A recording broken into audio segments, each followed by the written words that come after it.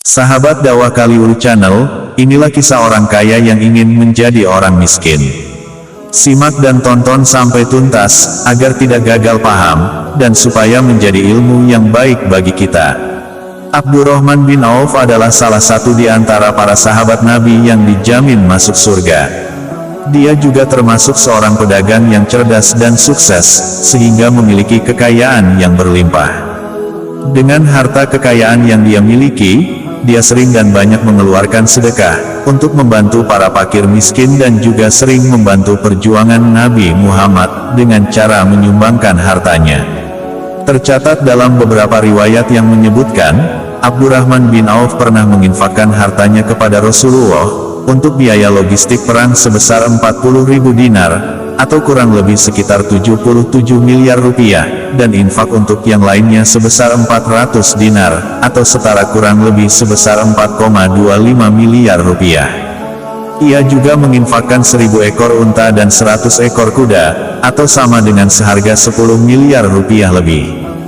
Dan ia juga pernah menjual sebidang tanahnya seharga 40 dinar atau sama dengan sekitar 42,5 miliar rupiah, yang kemudian dibagikan kepada para istri-istri Rasulullah setelah wafatnya Nabi, dan juga dibagikan untuk fakir miskin. Dan banyak infak lainnya yang ia keluarkan dari hartanya tersebut.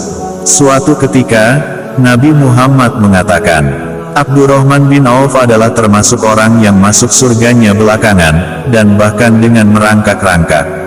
Kenapa demikian? Karena dia orang yang terlalu kaya, dan harta kekayaannya akan dihisap dengan proses yang lama, sehingga dia yang terakhir masuk surga. Mendengar hal tersebut, Abdurrahman bin Auf merasa sangat sedih, karena dia tidak mau masuk surga belakangan, dan tertinggal dengan Rasulullah dan sahabat yang lainnya. Bahkan ia sering berdoa, "Ya Allah, jadikanlah aku orang yang miskin, agar tidak menyulitkanku saat penghisaban amalku nanti." Akhirnya Abdurrahman bin Auf berpikir, bahwa dia tidak mau lagi menjadi orang kaya yang banyak harta, dan dia pun selalu berusaha agar menjadi orang miskin. Lalu dia pun berusaha lebih giat mengeluarkan sedekah dan membagi-bagikan hartanya kepada orang yang membutuhkan. Suatu ketika pada peristiwa perang Tabuk, buah kurma yang dimiliki oleh para sahabat, selama ditinggalkan dalam perang itu, semuanya menjadi busuk dan tidak laku untuk dijual.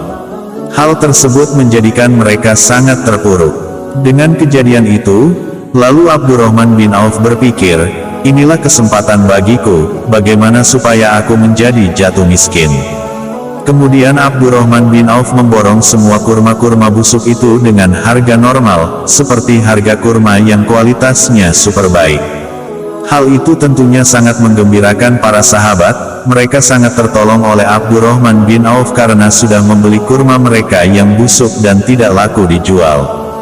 Dan Abdurrahman bin Auf pun mengeluarkan dana yang cukup banyak untuk membeli kurma busuk tersebut, tanpa pemikiran ada keuntungan bisnis, karena kurma busuk itu pun sudah tidak ada manfaat untuk dikonsumsi atau dijual. Hanya satu yang terpikir olehnya, yaitu hartanya akan cepat habis untuk membeli kurma-kurma busuk itu, dan dengan begitu, dia akan menjadi orang miskin, sehingga tidak akan menyulitkannya ketika pada saat perhitungan amal, di hari kiamat nanti, karena gara-gara hartanya.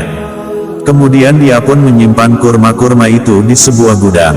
Setelah kejadian itu, beberapa saat kemudian, datanglah utusan darinya kurma busuklah yang bisa dijadikan obat, untuk wabah penyakit yang sedang melanda rakyat negeri Yaman itu.